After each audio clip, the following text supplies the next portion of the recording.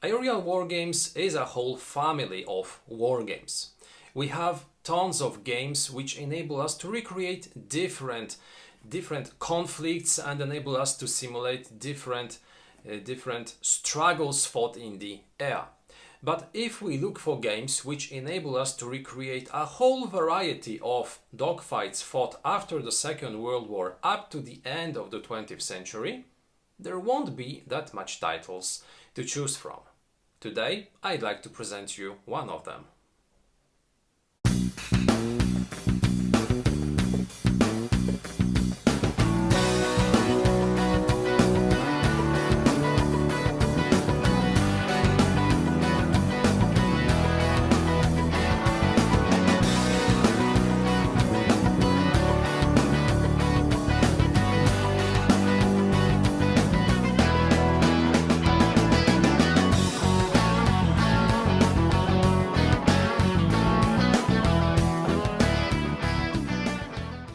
Hello, this is Michel Sorbet and this is a new episode of Wojennik TV. As I said at the beginning of this video, if we are looking for a game which enables us to recreate dogfights fought during the second part of the 20th century, we won't have a lot of games from which we could choose, because most games focus on a given conflict, on a specific war. For instance, we have games focused on Vietnam, we have games focused on World War II. But games which enable us to recreate dogfights from different conflicts aren't that many. And today, a presentation of one of such titles. This will be the review of Down in Flames Locked On, published by Verssen Games. The game was released in 2018, it is for 1 to 6 players and the time of play will be somewhere around 30 minutes.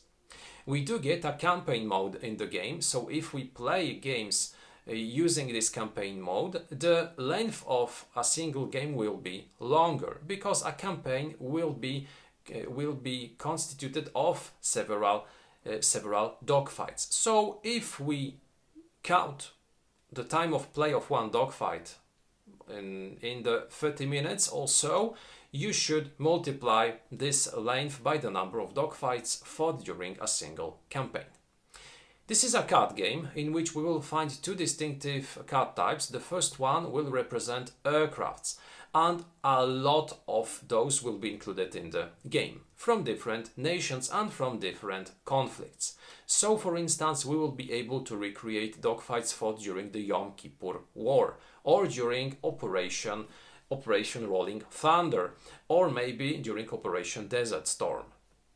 The second type of cards will be the action cards, because in this game all our actions will be made possible thanks to card play.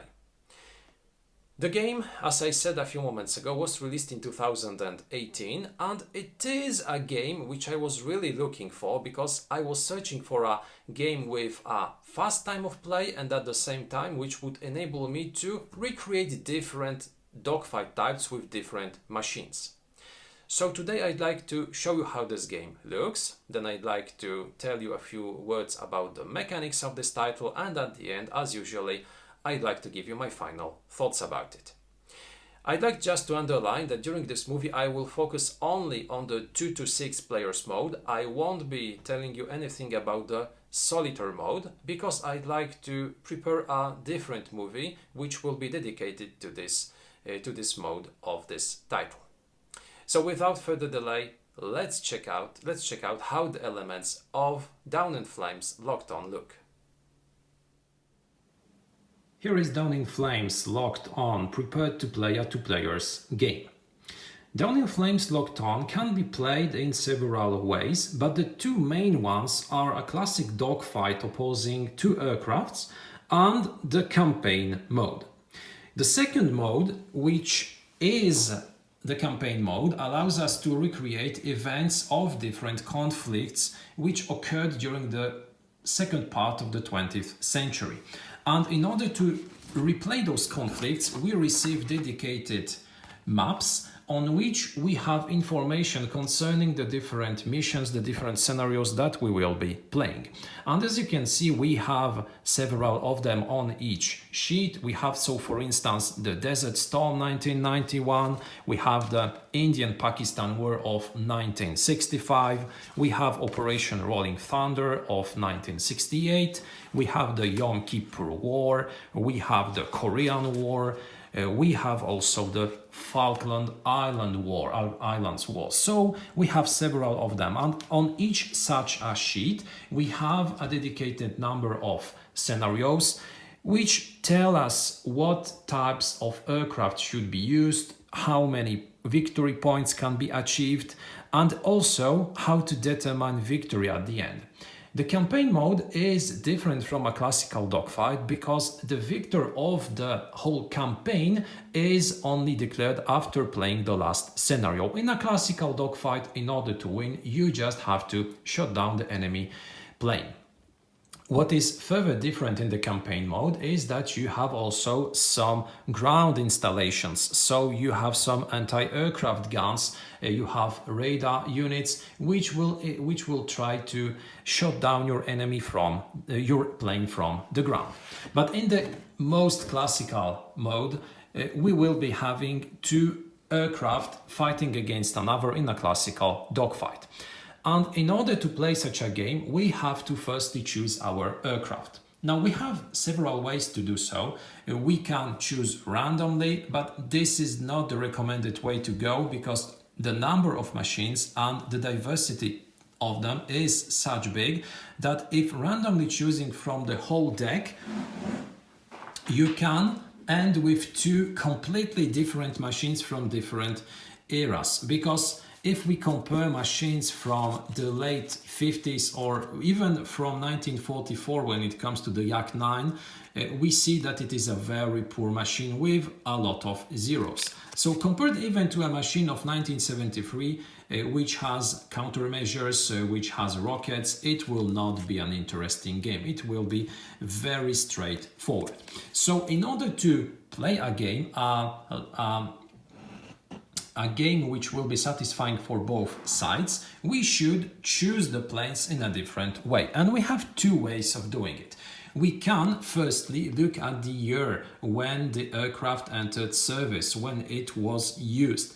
And as you can see, we have really a lot of aircraft from which to choose. So if we, for instance, decide to play a dogfight using machines from 1970 to 1975, we will be looking at the year and we will be choosing from those machines which have this year on the card. We can also decide to play a game using victory points because each card shows two different numbers indicating the number of victory points which we can score if shutting down such a plane. At the same time, it indicates the power of such a plane compared to other aircraft.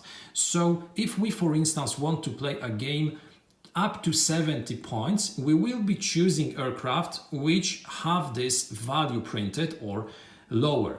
The first value indicates the value of the plane without rockets, but if we play a game with rockets, we will be using the second value.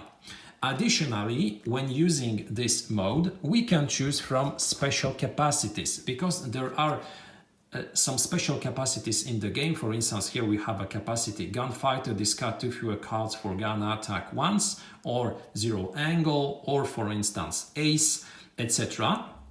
And those capacities can be added to our plane, but at the same time, each such capacity has a certain value indicating the number of additional victory points that we can score if we manage to shut down such a plane. So at the same time, if we, for instance, play a game which should use planes having not more than 70 points, we can choose an aircraft which is worth 65 points and add this special capacity which will bring our total to 70. So this is an interesting approach. I like it because we are choosing not only from the planes but also from the special abilities. So what do we have on such cards? We have several information on them. We have the nation, we have the year when it entered service, we have the name of the plane, we have also a lot of stuff, but those are pretty straightforward information. We have the speed of such a plane, which indicates how fast it is, and each turn we will compare our speed to the speed of our opponent. If our speed is superior to the speed of the opponent, we will be able to maneuver without playing any cards. The gun rating indicates how efficient the plane is in close combat when both planes are in gun range. Countermeasures indicate how many special countermeasure counters such an aircraft has at the game's start. Countermeasures counters can be discarded in response to opponents' taunt cards or missile cards launched against our aircraft. So those are very important defensive elements. Performance indicates how many cards we can have in our hand and also indicates the number of cards that we will draw at the game's start. Thrust with two parameters indicates how much cards we will be drawing during the start of our phase and how many cards we will redraw at the end of our phase. At the same time, if we activate our afterburners, we will be drawing the number indicated on the upper side of this box. We receive on some planes, we will be receiving afterburners, and if they are active, if they are available in a plane, this box will have two numbers. If it doesn't have any afterburners, the box, as you can see, will indicate only the lower part without an additional digit. Afterburners are indicated also by with counters, and as you can see, they can be off or they can be switched on. The downside of using afterburners, although you will be drawing more cards, is that opponents' missiles at hit-seeking range will be more efficient, but I'll pass to this in a few moments. Finally, we have also the electronic warfare status of each plane, indicating the number of different additional systems that such a plane has, and it also influences the efficiency of our plane in combat. Finally, the victory points, which, as I said earlier, indicate the value of an aircraft. At the same time, it also indicates what types of weapons it has, exactly what types of missiles it has. Because in the game we will have tons of missile counters of very different types. Those missiles, as you can see, will have different stats because they will have in general 3 different distinctive numbers indicating the number of cards that we will be drawing when using such a missile, when launching such a missile in one of 3 different positions in relation to the opposing aircraft. In the game, the position relative to our opponent's aircraft is extremely important because it will influence the possibility of launch efficiently some missiles, and those positions can be different. In the game, of course, maneuvering will be one of the most important elements, and the relative positions can be neutral when both planes are straight one against the other. We can be advantaged against an opposing aircraft. If we are in such a position ourselves, we will be disadvantaged. And finally, we can be tailing an opponent's aircraft, or we can be tallied if it's our opponent who is behind us. So, as you can see, if we launch a missile being neutral against an enemy opponent, we'll have a different number of cards drawn than if we are advantaged or tailing. But of course, it all depends on the missile type, because as you can see, we have some weaker ones, which will be drawing only 1 card. We have some more powerful, which will draw a lot of cards, which will be very powerful in different positions against the opposing aircraft. Now, apart from the missiles, apart from the cards, we have also the plane displays.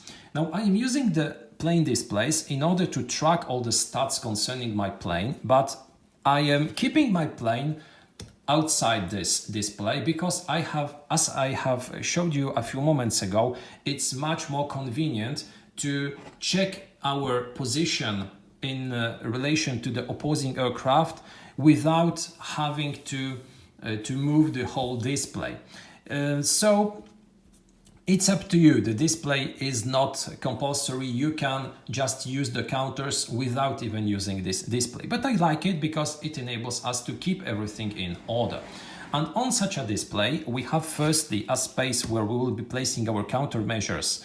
Counters, we will have places where we will be stocking our afterburners. Counters, if they are activated, they will be turned over. We can store our missiles on 4 different spots. If we have more than 4 missiles, we will be using just the second side of the counter, indicating 2 missiles.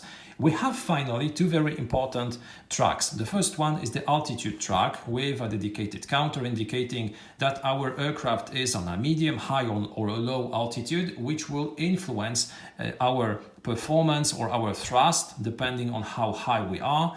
Finally, we have also the range track indicating what is our range in relation to the other aircraft. We can be at an active homing, range homing, heat-seeking or gun range. But what is interesting, the range between 2 aircraft is always calculated in such a way that we compare we check for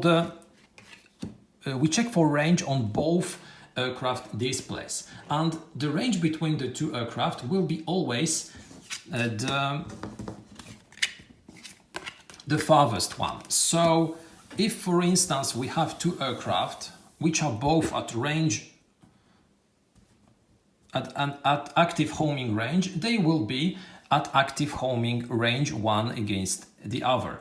If one of them closes the range to range homing, they will still both be at active homing range, because we are looking at the farthest range, which will still be active homing on the other machine. So in order for both machines to be at range homing, the range has to be changed on the other plane.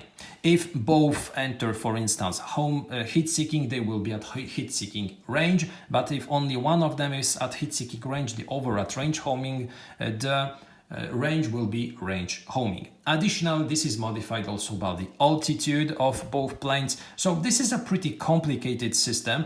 And if I were to indicate what is the most complicated thing in this system, that would be it. So calculating what is our actual range compared to the range of our opponent, or rather what is our range to the opposing aircraft. So I'm using those displays in order to keep order when it concerns those 2 tracks, when it concerns also the use of countermeasures or afterburners or the use of missiles. How do a turn of Down in Flames Locked On look? We will be using action cards, which I haven't shown you yet. We receive a whole deck of cards, and at the game start, each player will draw a number of cards equal to the performance of their plane. And among those cards, we'll have different types of cards, but in general, those cards are divided into 3 distinctive sections. The first one is the upper part, the maneuvering part, which indicates the number of positioning points or range points that you can spend when playing such a card in order to make some maneuvers. So when playing this card, you can change your positioning in terms of your position compared to the position of the opposing aircraft by the number of positions indicated, for instance 3, or you can play this card to change your range. You can both change the range on your airplane as also change the range on the opposing aircraft, so you can bring this plane closer. Now, the second part of the card is the tactic card, which is present on some cards, not on all of them. And when playing such a card for its tactic, you just do what it says. What is important that when played, when a card is played for its tactic part, it cannot be responded to. It is automatically resolved. But if you do play a card for positioning or for range, or you decide to attack with your guns if you are at guns range, or if you decide to launch a missile using a dedicated tone card, which is required in order to launch a missile. Here is one, for instance. We enter into a cycle of reaction, because when playing a card, our opponent can respond to it with the cards that he currently has in his hand. And for instance, if we decide to launch a missile using a tone card, our opponent will try to respond to this card looking for cards which have on their bottom part a reaction to the tone. So for instance, the barrel roll cannot be used because it doesn't include the tone card on its response section. But if we look at break, we see that we do have a tone information on it. So our opponent can respond to the tone card by playing a break card, saying, no, I don't want you to launch this missile. And again, we return to ourselves and we are searching for a card which could be played in order to cancel a break card. So now we will be looking at the bottom part in order to find the break information on the reaction part. And as you can see, we can respond to the break by a barrel roll. So we can play a barrel roll in order to cancel the break. Then play switches to our opponent, who will be searching for a card which can cancel a barrel roll, and so on. At the end, if it's our opponent who emerges victorious from this cycle, our initial card is discarded without effect. But if it is us who manage to take the upper hand and to play the last card to cancel the cards played by the opponent, our card is resolved. And if this card was a maneuvering card, we can change our position, we can change our range. If it was a tone card launching a missile is launched towards our opponent. And our opponent now has again an option of reacting. But he will have to play cards which have the missile card on them. Additionally, launching a missile enables us to draw from the draw deck a number of cards equal to the position from which the missile was launched. So for instance here, if launched from this position, we would draw 4 cards. And those cards become part of our mini hand, which we will be using in order to cancel cards played by our opponent. So after launching a missile, this missile will be launched and our opponent will be trying to play cards which enable him to cancel a missile, for instance, vertical roll. He can also discard a countermeasures counter in order to stop it. Then play switches again to us and we have to search from the mini hand drawn cards which enable us to react, for instance, to countermeasures. So we can play such a card in reaction. Then play switches to our opponent who has to react to scissors, etc. If at the end a missile is not cancelled, it hits the opposing aircraft and it instantly destroys it, allowing us to win the game.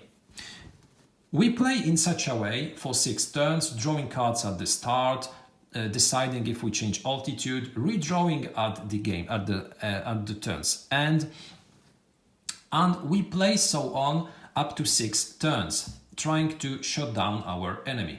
If we are unable to do it and our opponent doesn't shoot us neither, the game ends in a draw after 6 complete turns. And those are pretty it, all the basic rules concerning the play of Down in Flames Locked On. Now, I'd like to invite you to a brief conclusion and I'd like to share with you my final thoughts concerning this title. Down in Flames Locked On is a game that I was really waiting for. I was looking for a game which would be a quick, fast game enabling me to recreate aerial dogfights fought during different conflicts. So Down in Flames on paper had all that I was looking for. Firstly, I'd like to tell you what I like in this design, what I think are its strong points. Firstly, I'd say that the most important and most obvious strong point of this game is the great variety of aircraft and of conflicts that you can recreate in this title. So you get a bunch of airplanes, and Airplanes which come from very different conflicts, because if we compare an airplane flying in 1944 and 2003 or 1995, it's two completely different machines. They will be different in all sectors, starting from the gun rating to their to their countermeasures rating, to the performance, to the number of and type of weapons carried. So thanks to this game, you can recreate dogfights of a really huge variety. You can fight in the Yom Kippur War, you can recreate Operation Rolling Thunder, you can recreate the Falkland War, etc.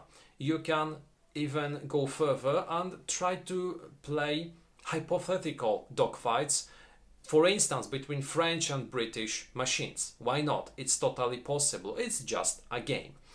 So the great variety of conflict, the great palette of aircraft that you receive in this game is without any doubt the most obvious and most important strong point of this game. Furthermore, those machines are different because we have different stats on those cards.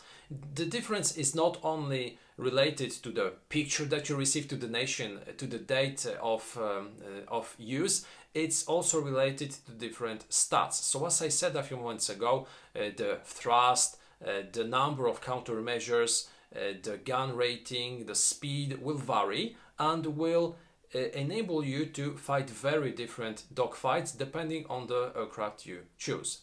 Additionally, the differences are not only on the airplane cards. You get further additional differences thanks to missile counters, because each aircraft, of course those which can carry missiles, have different weapons and have different missiles. So when playing with different aircraft, you will not be looking only at your aircraft stats, you will be also constantly looking at your missiles. You'll be checking from what range you can launch them, how efficient they are, for instance, when launched from a neutral position or maybe from a tailing position. This will all implicate your decisions in the game. This will also increase the great variety of possibilities which you can find in Down in Flames. Additionally, we get another layer which can enable you to create an even broader number of dogfights and situations, because you get the skill counters, and this is something which I really love. This is a so good addition to the game because it again allows you to increase the variety and also focus on this pilot aspect, because without this aspect, without those skills, that would be only aircrafts, empty aircrafts which are flown by anonymous pilots. But due to the fact that you receive those skills, we have this pilot element in the game, and I love it. I love it also because when playing a game, you can choose, for instance, two aircraft which were flying at the comparable time or during the same conflict, and just play a game using the planes, the stats, and the missiles carried by them without any changes. But you can also, for instance, decide to play an 80 points game. You both with your opponent or with your opponents choose from aircraft and add skill counters in order to reach the number which constitutes the victory points number which you decided to play. So for instance, if we have 80 points, you can choose an aircraft which is worth exactly 79 points with its ordnance, or you can, for instance, choose an aircraft which is significantly weaker, for instance worth 45 or even 30 points, but add additional skills, which each of them has a certain value. Each of them will require you to spend those points, which can be used in order to increase your parameters, in order to obtain additional card draws or maybe some bonuses during attacks. So this is a fantastic idea. This is such a great addition and I love it. I really like it a lot. What I like also in Down in Flames is the fact that you have several playing modes. You have firstly the standard playing modes in mode in which you will just pick two aircraft and fight a simple dogfight. You can go for the point system, as I explained earlier. You can decide to play, for instance, a 80, 100 points a game. You can play multiplayer games. You can play games using teams. You can go for the campaign mode. You can also play solitaire. So apart from the great variety of aircraft, of skills, of missiles, you also get a great variety of playing modes, which further increases the replay value of this title. Finally, what I like in the game is its dynamics. You get really a fast game, not more than 6 turns, and during all those turns you will be fully engaged, both during your play and during the play of your opponent, because due to the cycle system in which you can react to your opponent's actions, you will be constantly engaged. You will be looking at his actions. You will be checking what is he doing. You will be deciding if you want to react, if you want to stop him from changing his position, from adjusting his range, from launching a missile, from trying to maybe use his guns, etc. You will at each time be able to react. And I like this system because, as I said, it makes you fully engaged during the entire game. But this is also so fun, this is also so quick to play, that you do have this feeling of an aerial struggle between two opposing aircraft. It's not chess. Even though sometimes you will be trying to outsmart your opponent, maybe wanting to change your range but do not wanting to spend cards, so waiting for your opponent to do so, or maybe fooling him into trying to do something else that you wanted to do. So I like this aspect because you really have a lot of decisions to make in the game, even though it is quite quick and quite fun. So what I think are the weaker points of this title? Firstly, I'd like to focus on the campaign mode. What I do not like are the campaign sheets as they are printed, because the quality of them is not really high. And compared to the great artwork which we can find on the box cover, on the cards with aircrafts, with action cards, it's just 1 or even 2 levels lower. I do not like the artwork. It's a pixel-like artwork, and additionally, I think they are just too big. You do not need such big campaign sheets, because you won't be even storing anything on them. Single sheets, even double-sided, would be sufficient, and maybe additional campaigns could have been printed, because the way they are prepared, the information that we have on them is absolutely possible to be printed on a single sheet, and maybe also the picture would be nicer. Secondly, though those campaigns are just cycles of dogfights, so sequences of dogfights. In most aerial games, in most war games, in which, or even broader, in games in general, where we have campaign modes, we do have a certain story, we do have a certain arc, and we feel the campaign evolve. We start from a certain beginning, a starting point. We have a very distinctive objective, and during the course of the campaign we increase our skills. We have a story unfolding, we have some characters, we have some mini objectives which enable us to accomplish some tasks, increasing the level of victory or maybe undermining our final result. Here in Down in Flames, the campaign is just a set of dogfights which are not related one to the other than in terms of the number of points that you acquire during them when you compare the final number of victory points with a certain benchmark or between the two sides at the game's end. So even though we have some additional additions in terms of ground units or ground installations which can try to attack you, which can try to bring your plane down, I think that it lacks some story, it lacks some background, it lacks some additional depth in order to be fully entertaining. I think it could have been done better. Secondly, what I think is the most difficult part of Down in Flames, being a simple game, is the relative range system. I have already spoken a few words about it during the presentation of the mechanics, but this is the thing that is somewhat abstract. We have a lot of stuff concerning those different stats on airplane cards, altitude, which work very fine, which are logical, which are good.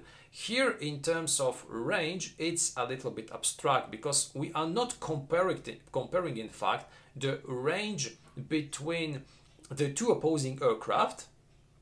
Rather, we are comparing the distance to the central point of the battlefield of the dogfight region. And counting the range might be problematic for some people. I had several questions from one of my viewers who acquired this game and was unable to understand how the range system works, even with the example, with the graphic which is in the rulebook, which is a nice addition because it allows you to better understand how the system works. But then when playing your first few games, it might be problematic and it is quite abstract. Not a very weak point, not a thing which undermines my playing experience, but I believe that it is maybe a little bit too abstract. Lastly, the thing which might bother some of you and which is a very important element of Down in Flames Locked On is the luck factor. Because in Down in Flames we do have the card management aspect, which I really love, which I like, which I think works extremely well. Especially that this game has a different approach to hand management from many other card games. In many other card games, you have only 1 point during your turn where you will be able to redraw cards, at most times at the start of the turn. But here we have 2 moments in your turn, at the start and at the end of your turn, when you can redraw cards. This is a good idea. This is just justified by the fact that you have this cycle reaction element. But at the same time, I do not have the feeling that this enables me to control the situation to the point that I wanted to. Because the random draw of cards makes you sometimes feel that you do not have an impact on the final result of the dogfight. I played several games using aircraft from the 1940s, so without any missiles, trying to close down the range and then trying to draw and play a guns card. I played games which lasted 6 turns in which neither of us had any gun card. I played games in which a player was totally lacking tone cards and which totally forbid him from playing missile cards. So this element, this randomness, may sometimes influence the outcome of the game. Happily, the game is really fast, it's really dynamic. So even if such situation occurs, you can instantly replay a new game and the random distribution of cards might not be an issue 2 plays in a row. Concluding, I think that Down in Flames Locked On is an interesting design. It's a game with a great palette of aircraft, of game variants, with a nice time of play, with some interesting mechanics, with a great flow, with a great dynamic. At the same time, a game in which luck will be an important factor determining final victory. A game in which we do receive a campaign mode which could have been done better because it is only a set of dogfights. It's not a story which will enable you to live an adventure, to experience something much different from a single dogfight which you can play in under 30 minutes. This was the review of Down in Flames Locked On, published by Verssen Games. Thank you a lot for watching it. I invite you also to take a look at our other movies and at the content that we publish on Facebook and Instagram. If you want to become a patron of Wojennik TV, I invite you to take a look at our Patronite account. Have a terrific day and see you next time.